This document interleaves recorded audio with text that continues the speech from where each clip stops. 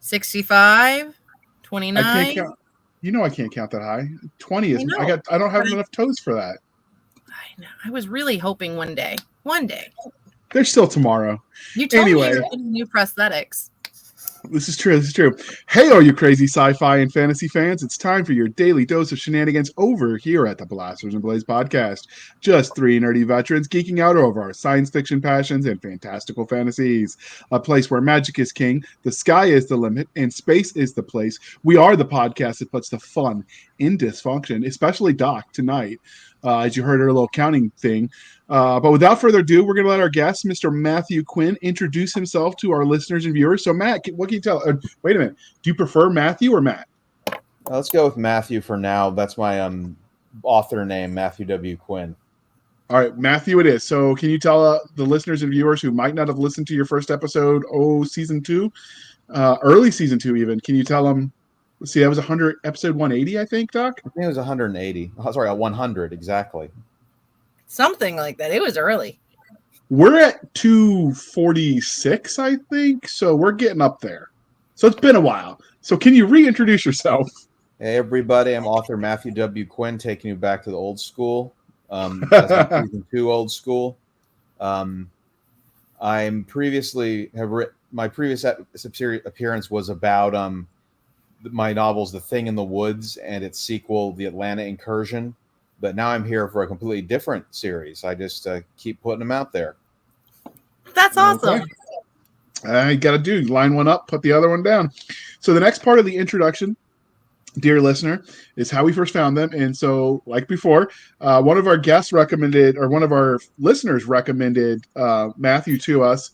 And so we reached out the first time. So when he had a new book out in his Steampunk series, he said, hey, let's come back and talk. I said, that could be fun. And Steampunk is fun. I used to tell you before I read a few of them that Steampunk was an aesthetic, not a book genre. And then I've read some that made me change my mind. So there you go. Why are you looking at me like that, Doc? I'm just impressed you had a mind.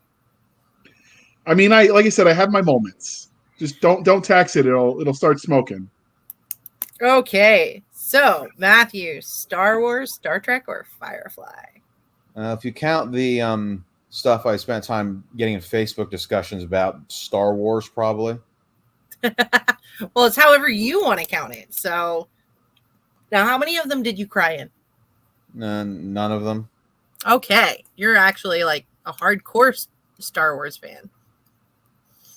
So, how about Game of Thrones, The Wheel of Time, or Conan the Barbarian? Well, in terms of what I watched a lot of Game of Thrones. I've read some of the books. Read a lot of Conan the Barbarian stuff just because so many people did Conan. There was Robert Howard, then he died, and then Robert Jordan did a bunch. I saw the Arnold movie and the Jason Momoa Conan, which I actually thought was better. Apparently, I was one of the only people in the world to think that based on box office numbers. Yeah, I thought it was a pretty good one. But I also am a sucker for Momoa, so. Well, it's more faithful to the Howard mythology. Conan was not a big blonde guy. He was skinny and dark-haired. He also could speak English. I mean, Arnold speaks English-ish, English light. He speaks English well enough that he got elected in California. I mean, I've seen who we put in office from all parties. I don't know that that's necessarily bragging rights about anything. Fair. But anyway, so what was your first memory then engaging in speculative fiction as a genre? Was it your first time did you find it on a book, a movie? Like, how did you discover it? Well, going back very far. You ever read Calvin and Hobbes? I have. Mm-hmm. A good old Calvin and Hobbes. Rest in peace. Well, probably the Spaceman Spiff segments of Calvin and Hobbes, because that's sci-fi, really kind of pulpy. It is very pulpy. It counts. So, would you say sci-fi was your first love then? Stealing my questions as usual, Doc. It's in green. Because if I said horror last time, that probably ties in with the Crestwood Monsters books from the 80s. Cisca is laughing. Sounds like she remembers those. But that was elementary. that was elementary school. Calvin and Hobbes was I might have even been able to read at that point. Good old dad in the newspaper comics. So how did you? So what is it about the larger umbrella that is speculative fiction that you love so much? And you just let your imagination go. Okay, so just the Anything unlimited works. possibilities. So okay, so how did that transition from I'm going to read all the things? Stop making faces at me, Doc. I'm going to read all the things to you know what? I want to write my own stories in this space. How did that happen for you? Well, I do remember writing my own Calvin and Hobbes comics. I guess fanficking at age 5 or 6. That's awesome. Let's see if Bill Watterson's on Twitter. Maybe I can tweet this at him. Okay, you should. So many authors are going to let their own real life experiences influence the stories they tell. So do you think there were any specific formidable moments that shaped you as a storyteller? Can't think of any like significant, like, this will change the course of your life kind of things. But the series we're going to discuss today exists because my dad had collected a lot of the Stephen King books and they were new. And I was in high school. He let me start reading them. Or at least at the very least, I read The Gunslinger when I was in high school because I remember that was the very earliest versions of the Battle for the Wasteland story first appeared. Okay. Now, Doc, you get to ask your favoriteest of all time questions. So, have you had any cool fan art or a cosplay of one of your characters yet? From the Battle for the Wastelands world, no, I haven't. But Daniel Dennerline, who writes under the name T.S. Dan, I might have mentioned him last time, did some art for The Thing in the Woods. Nice. So, excuse me. Has anyone asked you for your autograph yet? No. Typically when I go to events, I try and get other people to pay me for my autograph. It's called signing books. So, have you signed any though? Oh, many. I make a lot more money from selling books at events than I do on Amazon. Wow. Okay.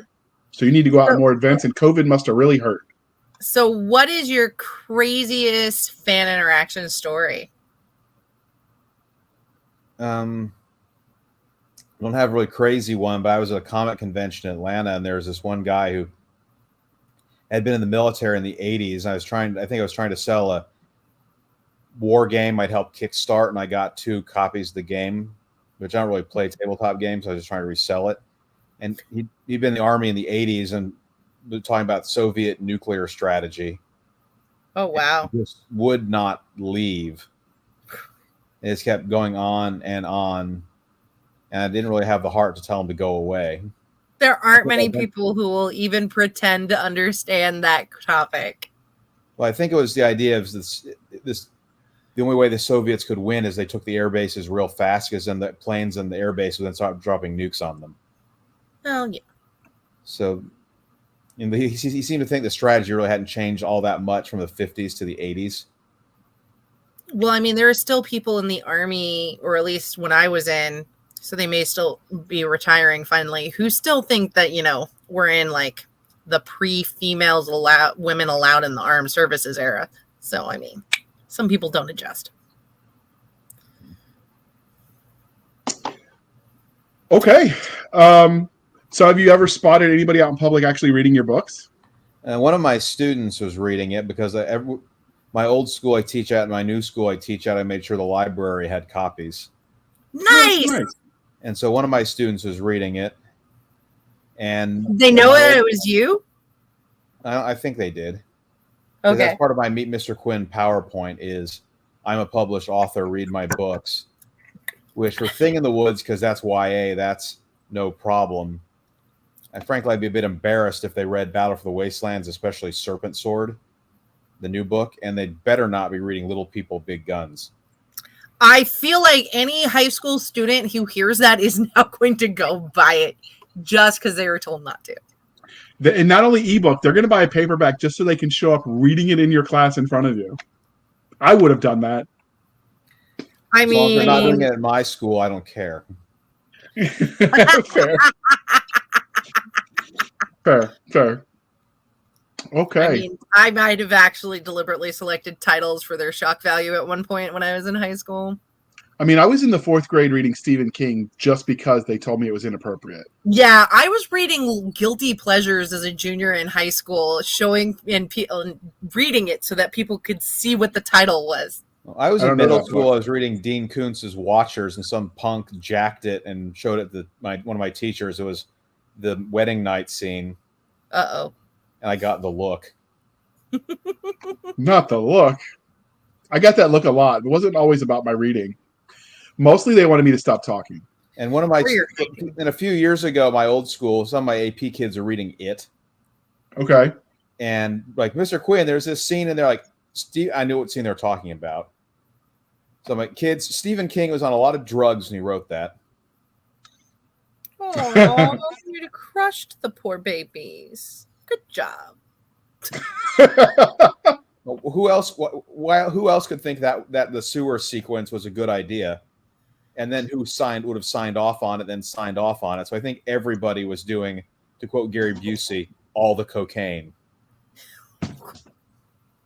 I mean, nose candy is a thing, and I mean, I'm not surprised. Is all I'm going to say. Because I really would not want to talk about that with a bunch of high schoolers. That'd just be too awkward. No. I just don't want to talk to high schoolers at all. So I feel you. There is that. So this is the part where we ask you, Mr. Matthew Quinn, about everything you've written. So can you give us the Reader's Digest version of your body of work? Okay, so what we're discussing today, Battle for the Wastelands, is actually my first written full novel that isn't a long enough fanfic. I believe I finished it sometime in 2012. Although I spent a lot of time shopping it around. And at the point, Baen Books rejected it. But Gray Reinhardt was so kind as to give me all the editing notes. Aww. Which I then used for the last editing pass before I self-published it. This is the end of 2019. So The Thing in the Woods, which we went over last time I was on, I was writing probably after I'd finished Battle for the Wastelands while I was shopping it around. I guess, the first thing you do after you finish a book is start writing a new one. Okay. I wouldn't say was. He's still alive. No, Reinhardt. Yeah, What? Gray Reinhardt from Baen. Sorry, I was getting him confused with somebody else. But yes, he is a very nice man. And I'm sure anybody who knows me will be teasing me mercilessly at Liberty Con for that one. I mean, they would do that anyway. They don't really need a reason, Doc. You know what? As long as they're listening to the podcast, sure, go ahead. Absolutely. So we're going to pause a little bit early because we got through the getting to know him scene. So hopefully we spend a little bit more time on the book stuff because that's the important part. But in the meantime, we're going to pause for a moment a little early while we shamelessly shill for the man. And it's a man this time, Doc, so I'm right. They picked a fight with the wrong species. A nation at war, the United Stars of America, born in the conflagration of an unprovoked alien attack, the newest entrant to galactic politics took the few crumbs of hypertech gifted to it and ran with them, soon expanding over dozens of star systems and establishing a wide trade network, protected by its powerful navy and the dreaded Warp Marines. In a fight to the death, a single Marine platoon tasked with protecting an embassy on a hostile alien planet, an embassy and the fragile human enclave around it, that soon finds itself surrounded by armed mobs. Can the Marines and a ragtag band of civilian and Navy personnel survive long enough to be rescued? And if you want to know if they can survive long enough, buy the book and give it a shot. Link is in the show notes. And can you recognize the voice of the narrator for the commercial? Doc? Stop eating the pencil. No. Graphite is not your friend. So that was Nick Cole narrating it. He did it as a favor. But anyway, thank you for sticking around for that commercial interlude. Wait, Nick Cole did something? Did that? Yeah, Nick Cole was the narrator for the commercial. So let's talk about. Doesn't sound like he smoked 6 packs of cigarettes like Nick Cole normally sounds like. That's just because he does weird things with his voice on purpose. It's a California thing. Don't ask questions. Just go with it. Don't ask questions, but do tell. What? Something like that. So let's talk about the book that brought us here. So The Battle of the Wastelands, which is a steampunk military fantasy. This is the first book in a series by the same name. So Matthew, where did you get the premise for the Battle of the Wastelands? Was it psychedelics, Ouija board, one too many nights huffing the whiteout while you were grading papers? This goes all the way back to I was in high school. My dad had a lot of older Stephen King books, like It with the monster lizard fingers in the sewer drain, or Pet Sematary with the evil cat on the cover. And he had one of the early editions of The Gunslinger with the Michael Whelan illustrations. I love his stuff. Yeah, and so when I got in high school, he let me read them. And so I can't remember when this precisely was. I had the earliest I can recall Battle for the Wastelands was going to the funeral of my church basketball coach. And so I was probably in very early high school. Okay. We don't get a lot of authors who wrote their first story that young and actually published it. Well, it's changed a lot since then. Looking back on the early version of it now, it's like a 1980s fantasy book, like unpronounceable names.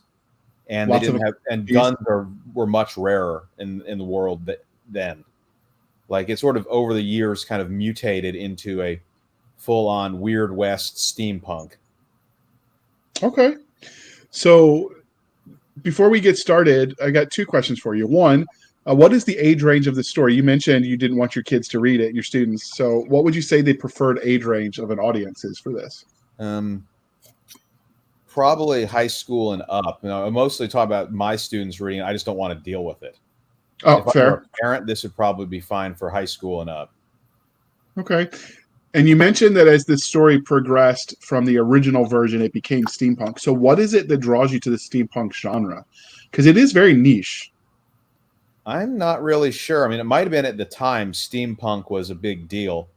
Because if I'd self-published it a few years earlier, it probably, would not have been as good a book, but might have sold more copies. Because steampunk is kind of on the way out. I thought self-published it, I could make money off, squeeze blood from a stone a little bit. The fan base may be smaller, but I'm self-publishing it, so I don't have the overhead of a big press. Mm-hmm. Kinda. Social media advertising has gotten really pay to play. So I think my latest Book Barbarian thing has netted me $4 profit, because Book Barbarian for fantasy is now $40. I don't know what Book Barbarian is. Newsletter service. So I just want you to know, as a financial advisor, but not your financial advisor, don't spend it all in one place. Probably good. Doc's not laughing at the advice. She's laughing at the idea that I manage anything money-wise with math. No. Diversify. It's not that you manage anything with money. It's that you manage anything with numbers. See? Normally I would make the joke. But not numerate?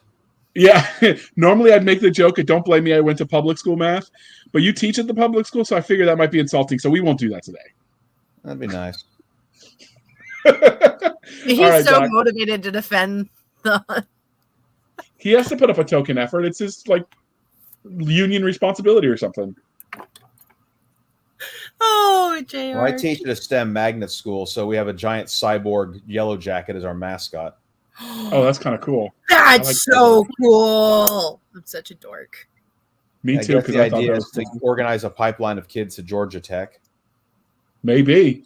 I mean, there are. Doc's a fan of Georgia Tech. Rambling Wreck from Georgia Tech. That would be my mother and my brother. Hey, my dad's siblings, except for him, obviously went to Georgia Tech. He went to UGA. We make lots of jokes about how my aunt went to UGA and it took her 20 years to graduate. She was an art major. So be nice. Play nice. Question 20. She was my favorite aunt. Okay. You get a pass this time. Yes. So thank you. But now we're getting into your book. So let's put up the cover so that we can see this beautiful image. JR said he thinks it's sexy, but in the pre-show, he said that he dreams about the horse. Oh my. Has he been watching Equus? You waited until I was on mute, so I had to switch screens because I'm showing the dang picture, so I couldn't defend myself. That's sneaky, Doc, and I appreciate your level of snark. JR, you say that like you can defend yourself under normal conditions. No, it's the airship. It's all about the Zeppelin. Yeah, a guy I know online. Zeppelins or are they dirigibles? I always call them in the narrative dirigibles because Zeppelin is actually named after a person who in this world may or may not exist. Fair. I love the word dirigible, so I think this is amazing. It is a good word. I should use it more often. I'll find ways to put it in everyday speak. JR, they're going to send you back to the hospital thinking you have a new concussion. Maybe. All right, that's the next question. Stop mocking me. But that's like breathing. So, what is the 30-second elevator pitch for this story? The Dark Tower meets Game of Thrones. Ooh. And you were under time. I like it. Nice. Well, I sold a copy at the that horror Days of the Dead, the horror convention that's every February in Atlanta. Yeah. Even though this is not really horror, I mean, it's grotesque in terms of how violent it is. Yeah. But it's not horror in the sense of, dead guys with hatchets. No, but that would definitely work for that population. Yeah, so getting into the book, what is it that makes, because this is a series, right? Yeah, right now the series consists of Battle for the Wastelands. That's the first book. There's a prequel novella called Son of Grendel. Back when I was writing it, e-novellas were all the thing. Like James R. Tuck and Delilah S. Dawson, who are some writers I know, they wrote novellas that were published by their publishers as ebook companion pieces to their main series. So I wrote Son of Grendel soon after I finished Battle for the Wastelands. And the newest one is Serpent Sword. That came out in early March of 2023. Awesome. So do you have plans to do more than the 3 titles? Oh yeah, the main sequence story is 9, but I could cut it off at 6 if necessary. So what is it that makes this a unique series in the kind of Western steampunk vibe? Well, it's fantasy. It's secondary world fantasy. There isn't magic. Okay. It's steampunk, but it's not set in alternate history or anything resembling our world. So that's kind of cool. And it's got the Game of Thrones political intrigue. Mm-hmm. But the firepower level of somewhere late Civil War to early World War One. Okay.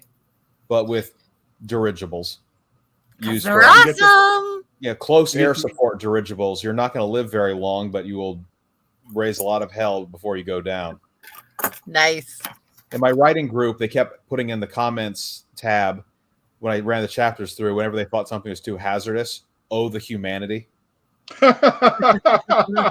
Did you put that one line in there somewhere just because? Please tell me yes. Not quite. I don't want to make it too in-jokey because I want to keep it very vague as to why they're in this post-apocalyptic world. Like in the Dark Tower is always the world moved on, but they're fighting over very recognizable technological relics. Like I think the Wizard and the Glass, like they're fighting to defend like the last Citgo gas station. Okay. Because the warlord, John Farson, who's really Randall Flagg from The Stand, the whole multiverse thing, wants the gasoline for his war machines. So I never really explained what happened. My original idea would this be something like getting nuked back to about 1880. Like heavier than air flight is something they know they can do. There's no they can't do it anymore. Okay. So, but now things are getting so weird that I think it might be more like rifts, some sort of trans-dimensional thing. But it wouldn't be in jokey to say, "Oh, the humanity" in there only because it ties back to the news report when the famous crash in 37. So you could still get away with it. People who know history and dirigibles would know what that is from. How many people really study the history of dirigibles, JR? I mean, cool people, clearly. Well, the Obviously steampunk people crowd. you know, and that makes them not cool. Look, all right, just because I know who Herb Morrison is and about the Hindenburg disaster, was it 36 or 37, that doesn't mean I'm a nerd. Other things do, but not that. You are a disaster. Just don't ask me to remember anything that happened today. And did you guys want to ask me about how the cover came to be? Because Yes, we do, because that is definitely on the agenda. Okay. Look at Matthew getting us back on track. By the fall of 2018, I was giving serious thought to self-publishing it. And when you're self-publishing, you have to do everything. So my artwork you can find on my DeviantArt page, ridley100.deviantart.com. Yes, I named myself after the evil pterodactyl from Metroid. That's kind of cool. We're talking like refrigerator level. So I went to Dragon Con 2018 and met an artist named Matt Cowdery. He was originally, I think, from California or somewhere on the West Coast. Did a lot of gaming art. So a friend of mine who's real smart aleck, he said, "Wow, it looks like a 90s Magic card." So thinks me, is that a bad thing? No, it's not. They had some good artwork. Yeah, so I'm thinking my role in all this is art director, because I give, the artist, which has usually been Matt Cowdery, because I've hired him for all my self-published stuff, The Thing in the Woods and its sequels, and Battle for the Wastelands and its sequels. So I sort of give him a general idea, and he sketches it out, and then I approve or disapprove, and then pay half, and then he finishes, and I pay the other half. Nice. And so he's done Battle for the Wastelands, Son of Grendel, and Serpent Sword for this series. Okay, they're good covers. I like them. Hey, Doc, do you know what time it is? Time for your opinions to not matter? I mean, for you, that's it's Trope-delicious time. So what tropes do you use in this book? Okay, are we going to invoke the mighty TV tropes? Whatever you feel. Okay, genre savvy, because Grendel, First Lord of the Northlands, is not just that he's a tough fighter, although he very much is. It's not just that he looks scary. He basically looks like the Kurgan in his medieval mode from Highlander, only he carries around an M16. Nice. It's that he's very manipulative and clever. So he knows the evil overlord list and how not to violate it. Hence the Game of Thrones stuff. He's not going to be stupid evil. Okay. But in terms of playing tropes straight, there's Doomed Hometown. You read the back of the cover art, Carroll Town will burn. Okay. Yeah, I have in my file somewhere TV tropes. If I were to make a TV tropes page for this, or someone else would for me, hint, someone do it. I have a list of them ready to go along with examples. The teacher's giving you a homework assignment. And JR was really bad. He never did his homework, and I just did it and never turned it in. What are you talking about? I was the school nerd. Like, I got all the grades. Except for the PE class. No, I got good grades. I wrestled in high school. What are you talking about? If he wrestled in high school, he probably did make good grades, because when I had issues with wrestler kids, their coaches would whip them into shape real fast. We had what they call red flag days, where they just locked the doors, turned up the heat, and we were supposed to make the walls sweat. We did not want red flag days. Basic training did. Did you have to make weight that bad? No, I was wrestling heavyweight at the time. I was a larger. I lost a lot of weight so I could go into the Army, and so I was the guy on weigh-in who would taunt the lower weight guys as I would eat before they weighed in, because it didn't matter. But then on away trips, they would get really violent with me for some reason, because I ate in front of them while they're starving for weigh-ins. Apparently, that is not how you win friends and influence people. Who knew? Look at JR. Getting his ass kicked for no reason at all. It was fun. reason enough. And you learn a lot of important life lessons on wrestling mats. So I'm not going to go there. I wasn't going where you thought it was apparently, but instead we're going to ask you, Matthew, what genres, what subgenres do you think this is in? This is clearly fantasy. It's clearly steampunk, but did it fit into any other genres or subgenres? Well, I had to call Amazon to make sure it was put in the military fantasy category because that's one of those subcategories that you have to ask for. I would call it dark fantasy or epic fantasy. Okay. Because just because they have rifles and dirigibles as opposed to swords and magic doesn't mean it's not epic fantasy in terms of the scope of it. Well, yeah, I mean, Shadow and Bones is a great example of of gas lamp fantasy in that it's early period where gas lamps and rifles are still around and not just swords. Oh, yeah, good old Shadow and Bone. That's the only TV show I watch, although I watched the first episode of season 2 and haven't had the chance to get more into it. I have been so busy, I haven't gotten to see it, and it makes me want to cry. I have watched the first 2 seasons. It was amazing. It made me want to read the book. Only 2 seasons! There will be more. I have faith. All right? There better be more.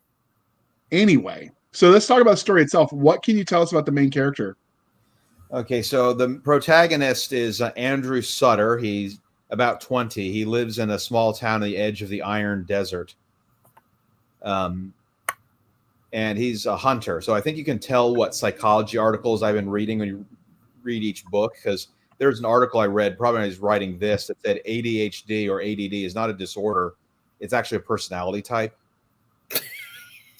So, the terminology was hunter versus farmer. CJR, I'm a personality type. So I guess the slightest movement can get your attention. That might be useful for a hunter. Of course, being able to sit, as a hunter, you might also have to sit still for forever, and that could be more difficult. So it's a double-edged sword, I suppose. But just got in a psychology article. That doesn't mean it's remotely realistic. I'm sure we've all heard of the phrase, a little knowledge is a dangerous thing before. I mean, I've met a few of those lieutenants. My best mug for a doctor. Please don't excuse your Google search for my medical degree. Okay.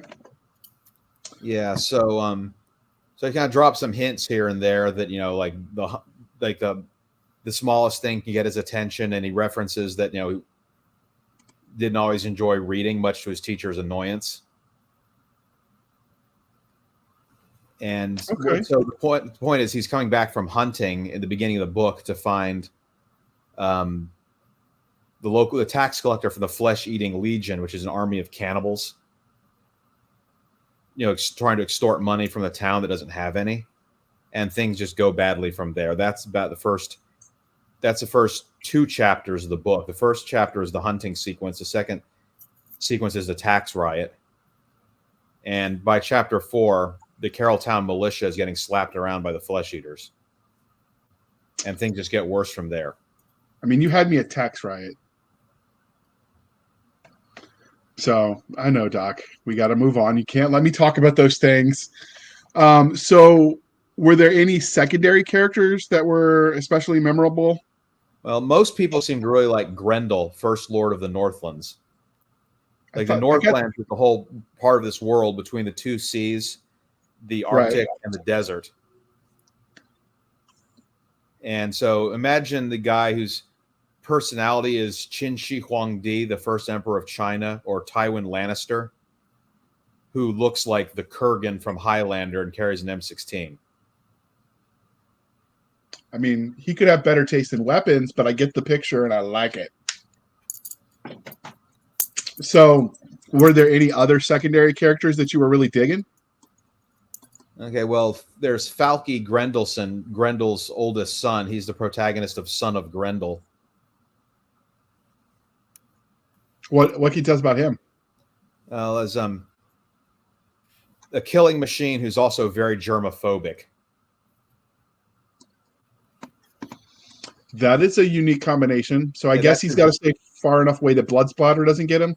Well, that's his backstory, is that his mother and his younger full brother both died of cholera. He nearly died.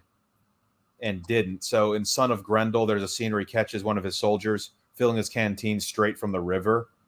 And he about has an episode. I mean, that can be dangerous. I watched a guy drink from the Tigris River, and it ended badly.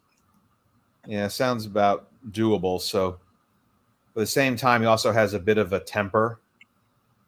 And when everything is a nail, what's that expression? Everything is a hammer. When you're a hammer, everything looks like a nail. Yeah. So so the book copy for Son of Grendel references how defeating this group of insurgents might lead to him falling to his own demons. Okay. So you could argue has a sympathetic backstory, but he is a real ass. Okay, that's a fair point. So what about the bad guys? Is it the flesh eaters, or is there a specific bad guy in this world? Is it flesh eaters are subordinate to Grendel? He's the warlord of a patchwork of lesser warlords, and the flesh eaters report to him. Okay. Do you think the world being so inhospitable is also almost like a bad guy? Probably. I mean, I'm trying to work on some, building out the wider world from just the kind of West Texas-y area that the main story takes place in, because we're eventually going to leave that area and travel to different places. Okay. So for the bad guys, is this going to evolve as the series goes on, or is it going to be an overarching thing where they're fighting that through the whole arc? A bit of both, because Grendel has defeated his last major enemy 4 years prior, 4 or 5. And now the various warlords now kind of starting to bicker with each other. That's what's that expression. It's you can conquer an empire on horseback. You can't rule it.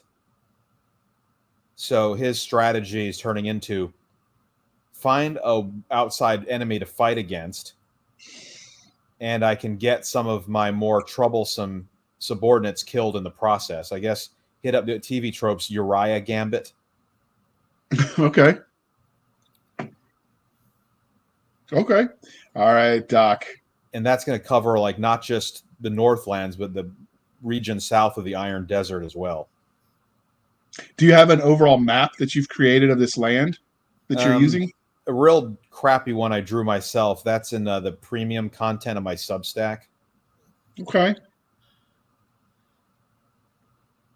Yep, Incarnate is a good one. And we know people who can take those maps and make them for you. We interviewed her. She's really nice. Kate Cornack, I think. Look at JR practicing his memory. I mean, sometimes it works, but yeah, it's cool to see maps. I like books that add them into the novel. I will admit, if you're not going to put it in the novel, which I kind of get, I also really like them when they're on the author's website, because I actually just finished a book where I pulled up the map on the website as I was reading. So that was fun. But speaking of books, if your characters met you in a dark alley, what would they think of you? How do you think you'd fare if they knew who you were? Oh, I am so dead. Like in the Thing in the Woods interview, I said they'd all want to beat the crap out of me, probably even Amber, even though she gets a quality boyfriend out of it. In this world... Those are very hard to come by. Trust me, I know. In this world, everybody has reason to hate me. Well, let's see. Grendel, first Lord of the Northlands, ruler of the known world. Let's see. His whole family got killed when he was 15. He's been living by the gun ever since. And then his wife and son, one of his sons, die of cholera when he's in his mid-20s or 30s. Let's see. Andrew, his whole town is killed or enslaved by the flesh eaters. Can't get into the specifics for spoiler reasons. See, Catalina Merrill is one of Grendel's concubines who does not want to be there. She's not going to be happy with me. Andrew's love interest, Alyssa Carson, another murdered family situation. She's not going to be happy with me. See, Alonzo Merrill, the rebel chieftain, he's not going to be happy with me. So did you just create a bunch of people that you're like, I'm having a bad day, I'm going to make you miserable too? No, that wasn't the plan. But this is, as I said, it's the Dark Tower meets Game of Thrones. This is not a pleasant world to live in, even if you're on the top of the heap.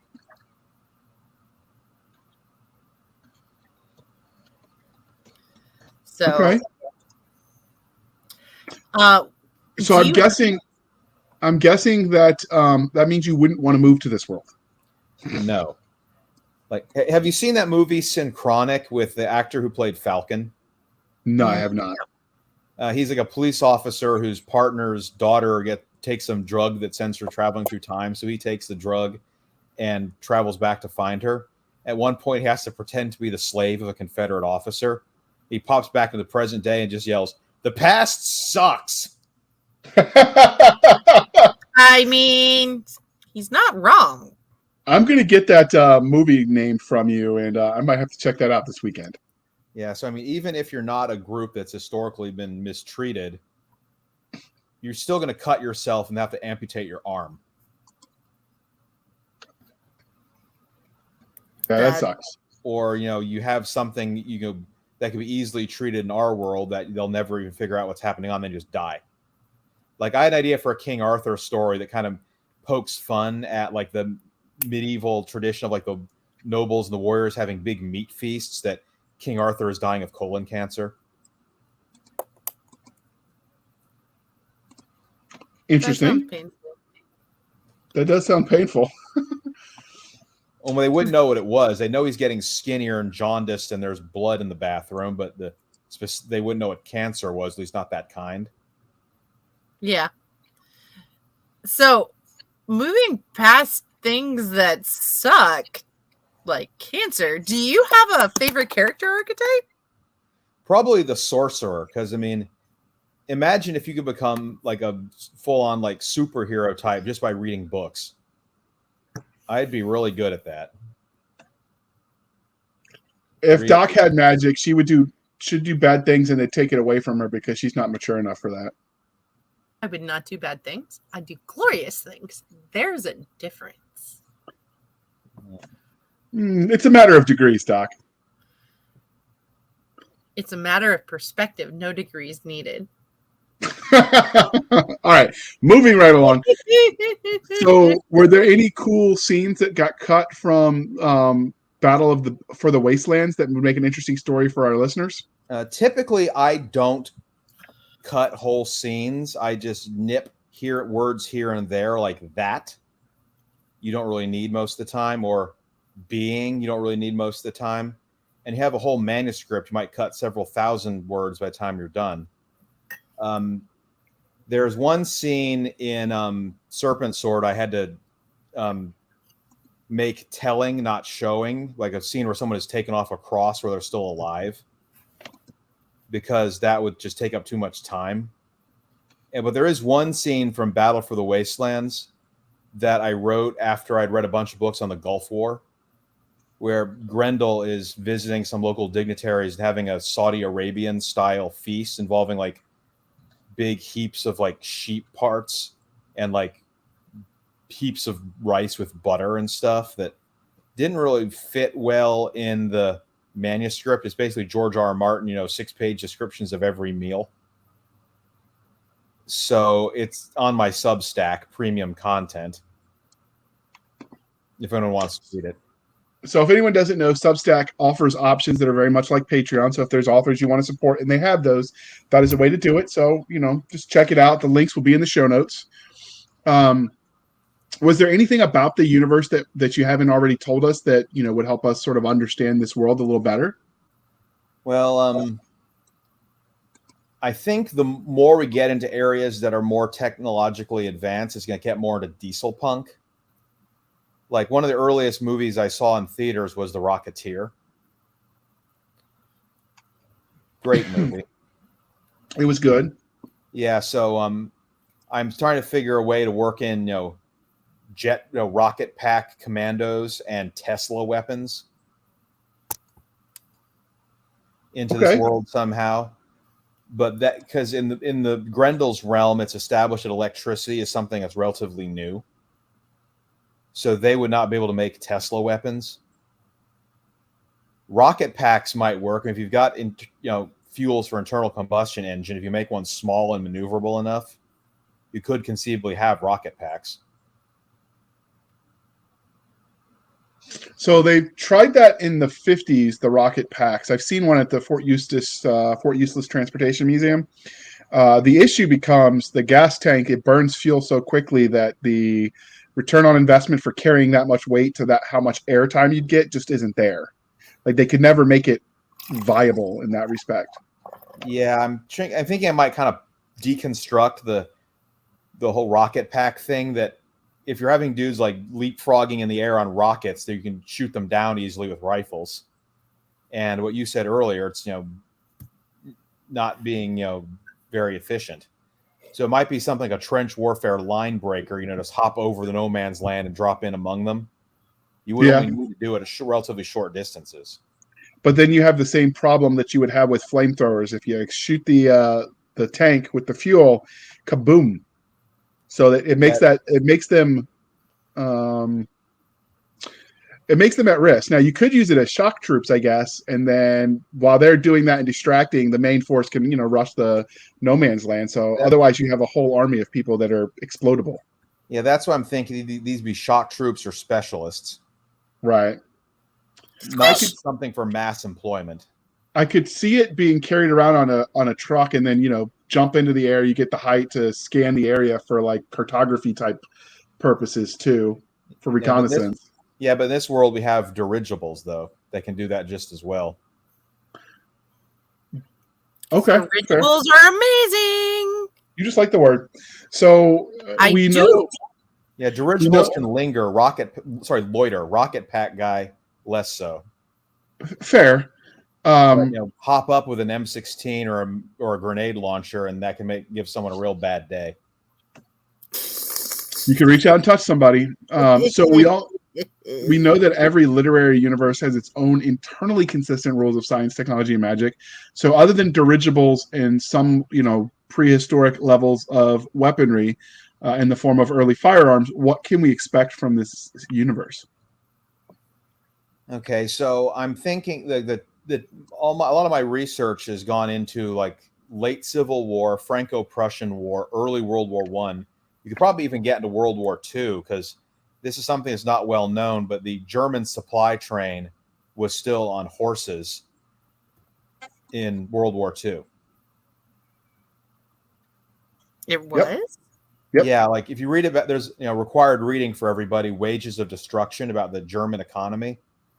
They kept getting lucky early on. Like the invasion of France was logistically completely insane. They just were lucky to win it. And then they could just steal everything from France. It wasn't nailed down. So what I just heard was France is really, really bad at military. The French high command they just didn't have really much of imagination at the time. Well, everybody has their problems. See, I can be polite. Yeah, because like the Germans, they move everything on trains. Then to get everything to the field formations, they had to put everything on horses because they didn't have any trucks. Roads weren't that great either back then. Or at least they didn't have enough trucks. Like the only fully mechanized supply train was ours. My understanding from some people I know is that they really just still aren't great at the roads. But they could be a biased individual. Yeah, so basically expect roughly Civil War to early World War II level of technologies, depending on what survived and what you can jury rig. So don't expect fighter planes. Tanks. There are tanks, because there's a sort of flashback to what's called the Battle of the Iron Horse, where somebody managed to get what's hinted as an M1 Abrams functioning again. They just drive it into a Napoleonic line, just blazing away with the machine guns on top and firing with the main cannon. Well, that's just for all the tankers that listen, and I know we've got at least one, if you need to pause this and go have a moment in your bunk, we understand. Just saying. And if they wanted to read that scene, where would they find that? Is that in Battle for the Wastelands? Is it in the prequel? The actual flashback to the Iron Horse is in Serpent Sword, but Grendel's throne in his capital is made out of pieces of the Iron Horse. There you go, Nice. people. So Just this is like, the universe for. Just like Aegon the Conqueror in Game of Thrones is made out of the swords of his enemies. Okay. Well, I have a moment. Positively have got to wave it in your enemies' faces. Absolutely. This is the way. Doc, while I have a moment, you're going to ask question 34. All right. I'm going to need a moment to think about that. So you're a tanker. No, I was a No, grunt. he wishes he was a tanker, though. No, I liked walking, and I was on like mechanized, so I was on the strikers. Striker Wikers. Got it. The striker might be more dangerous because the Iron Horse was big, but was kind of slow moving. So eventually just aim enough Civil War cannon at it. But a striker would be quick. I don't know how quick strikers move. They can move. Okay, because the only one I know of that moved ever quickly was the one that got accidentally found in military housing. That's another story. Oh, wow. Yeah, that was a fun day. Not for me, but for somebody else. Luckily, it wasn't our brigade or our unit. But if of all the tech you've invented for this universe, is there anything that you invent tech that you would want to keep, basically? Like, I feel like having a dirigible that's the cross between a floating ocean liner and an A-10 Warthog would be something to show off, but it's keeping it would be and where am I going to put the thing? I live in a bachelor cube. Well, that's your problem. You can figure it out if properly motivated. I have not actually introduced rocket packs yet. That's something that'll come in maybe books 4 and 5. The rocket pack could be cool. Just have to wait to keep it fueled and not likely to accidentally blow up my apartment. Oh, blowing up your apartment would be bad. And so for those of you who are listening and not watching, I flashed on the screen. The Striker has a top speed in excess of 60 miles per hour, range of 300 on roughly 53 gallons of fuel. So yes, fast is relative on a modern battlefield. Why? Because all army vehicles use JP8. Well, the real issue is that that's based on not having a whole lot of roads. Because when you're driving off terrain, that has a way of slowing things down. So you have a way of slowing things down. So deploying some strikers against a Civil War army would be more dangerous than one M1 because they'd have to keep reorienting their guns to actually hit the darn thing, and the rifles probably couldn't penetrate it. No, I can't imagine a rifle like the mini ball isn't going to make it through. No, those things are specifically designed for shit like that. So, although there are landmines, so in one scene in Serpent Sword, they have bouncing Bettys. Nice. I mean, not for the people on the receiving end, but nice. One of the soldiers refers to as bouncing bastards.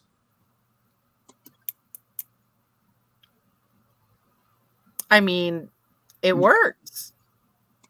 So, did you create any creatures or aliens for this series? Well, in the first chapter of Battle for the Wastelands, it starts out with Andrew hunting something called a ripper. Imagine like a wolf-headed, wolf-pelt chimp that hunts in pairs. I'm having trouble picturing that, but go on. Something that's got longer forelegs and shorter back legs, has the fur and coloration of the head of a wolf. So that's just a standard post-apocalyptic mutant creature.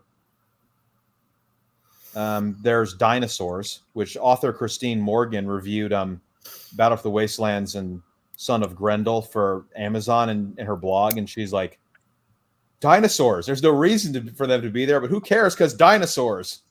Absolutely. I mean, dinosaurs are kind of cool. We actually are setting up an interview with a guy just because he had a picture of a dinosaur on his cover, and that's all I needed. And it wasn't Chuck Tingle. It was not Chuck Tingle. But oh boy, let's see if you get Chuck Tingle. That would be a hoot. I'm not convinced that's not an AI writing money that. To get the real Chuck Tingle. I am absolutely convinced it's like some sort of chatbot type feature that's writing these books. Yeah. And it doesn't look like they make any money, but they come out really, really quickly with topical and politically timely commentary in the titles. Yeah, we have created Skynet, and he's a pervert. Yes, exactly. That was my thought too. Anyway, so Doc asked the next question because Okay. So, if you were to create a magical or fantastical or alien creature, how would you go about it? Would you let, the needs of the situation or just whimsy, or, the stress from teaching all those crazy kids let you guide you into the creation of a new species? I'm not really sure.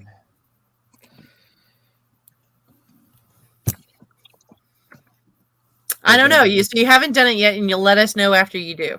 Yeah, because Thing in the Woods, I mean, the Thing in the Woods is a Lovecraft monster. The Atlanta Incursion had the Greys; they were just bigger. Out of the Wastelands, we have dinosaurs, pterodactyls, wolf head things.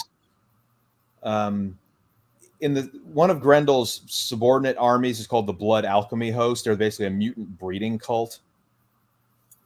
Oh my! Yeah, so we see a lot more of them in Serpent Sword than we do in Battlefield in the first book. So I probably should get to it with JR, I don't think Marines are mutants. Oh, I do have a hint in Battle for the Wastelands. There is a hint. There is a surviving civilization descended from the U.S. Marine Corps. Crowns? Do they eat crowns? Gold ingots with the globe and eagle and anchor on them. Oh, but do they eat crowns? Seriously, inquiring minds want to know. Now that I'm more familiar with the eating crayons jokes, I might put those in there. But the main joke I was going to put in is Jody jokes.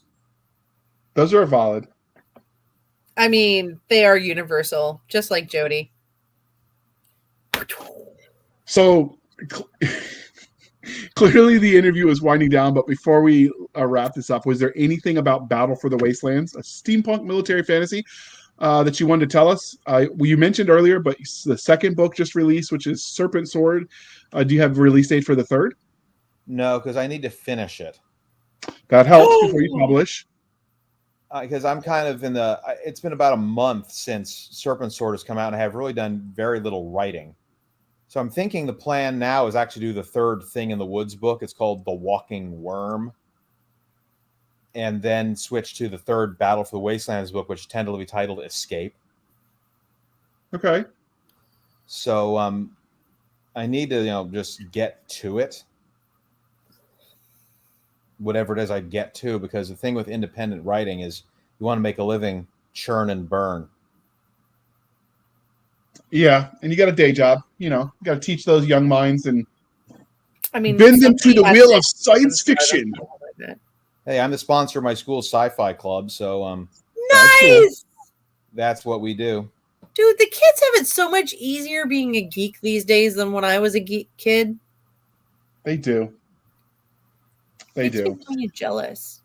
But then I remember that they have to live within this era with social media, and I'm better. Oh, yeah. Yeah. So, read the book iGen. It's about how social media is messing with these kids' heads. I believe it. So this is the part of the interview, dear listener, where we remind you to please be kind and speak your mind on the reviewing platforms. Your reviews help the right readers find the right books.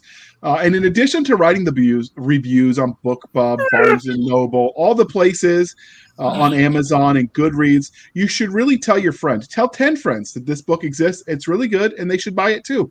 Do your part. So with that being said, Matthew, how can listeners and viewers find you on the wild interwebs? Well, I have a Matthew W. Quinn Substack, but it's Quinn with only one N and not two because it got too long for a Substack. I'm also at Matthew W. Quinn on Twitter, although I need to stay off Twitter for the sake of my own sanity. Yep. I think everybody does. And there's the Matthew W. Quinn page on Amazon. That's where you can find the books to buy. Okay. And I'm a regular participant in the film podcast Myopia Movies, where we watch childhood movies, see if they're still good. Like Oh, one of the recent episodes I'm on is Leviathan. You guys ever see that? no, I didn't. No. Is it good? One of the late 1980s, early 1990s underwater horror films. Abyss was Okay. the Oscar-nominated one, and Leviathan is kind of the dumb, fun one. And Deep Star 6, from what I remember, just sucked. Okay. So this is the part, dear listener, where we remind you where you can find us. So we are on Twitter at twitter.com/SF_fantasy_show, Sierra Foxtrot _fantasy_show. You can email us at blastersandbladespodcast@gmail.com. Again, blastersandbladespodcast@gmail.com. We really do answer those, and we've actually got some interesting and exciting episodes coming up. Coordinating them is going to be interesting, but should be fun. We have a Facebook group where all the There's a reason you don't have a life, JR. Because I make you do all the work.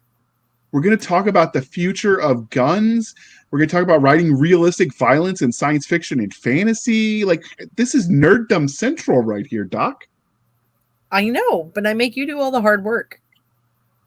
We've got HEMA experts for the fantasy stuff. I'm even found a guy that does HEMA, which is historic African martial arts. Oh, It should be interesting. I just got to see if his wire, because he actually is in Africa, and internet reliability is a thing. So we're going to see if he can hook something up in a cafe for this interview. But anyway, so you can find us on Facebook where all the shenanigans happen at facebook.com/groups/Blasters and Blades Podcast. Again, /groups/Blasters and Blades Podcast. We have a Facebook page. I don't know if we have enough likes I don't and know. follows. I will do it. Just leave me alone. I need more time off work. Okay. So Bug Doc, and maybe we'll get a dedicated URL there. We have a website at anchor.fm/blasters and blades. Again, anchor.fm/blasters-and-blades, where for as little as 99 cents a month, you can help keep the lights on, or you can support the show more directly at buymeacoffee.com/author J.R. Handley. Again, buymeacoffee.com/author J.R. Handley. Be sure to put in the comment section it's for the podcast. I promise I will keep my co-hosts, Doc Cisca and Nick Garber, duly caffeinated. They will drink until their liver explodes. Never surrender. Wait, you didn't. You changed the line. Well, apparently people thought we had an alcohol problem, so I try to mix it up now. I don't have an alcohol problem. I have a lack of sleep problem. Yes, but we make jokes about it. Friends can mimic Elmo's voice really well. He's like, Elmo doesn't have a drinking problem. Elmo can stop drinking anytime he wants. Oh my God. That is awesome. All right, Doc, you ready to bring it home? Thank you for spending some of your precious time with us. We are the Blasters and Blades podcast. We will be back next week, loving all the things about nerdom, geekdom, torturing JR, picking on the absentee Nick Garber. One day he will show up or he won't. Anybody's guess on whether or not he's still alive. Well, on that note, he does have a terminal case of the man flu. So Miss Stabby says it's touch and go right now. He's got the sniffles. So who By knows? touch and go right now, you mean her patience with him is touch and go right now? Because I mean, we don't call her Miss Stabby for There's nothing. a reason I understand women turning away from men. Man flu is one of them. So I'm just saying we call her Miss Stabby for a reason. And on that happy note, Miss Stabby for a reason, because she is amazing and she always hits her mark. he fell into the knife 27 times, officer. On that note, Matthew, thank you for coming by. You're welcome. Thank you for hosting. This was fun. It was. All right. We will see you next time, people.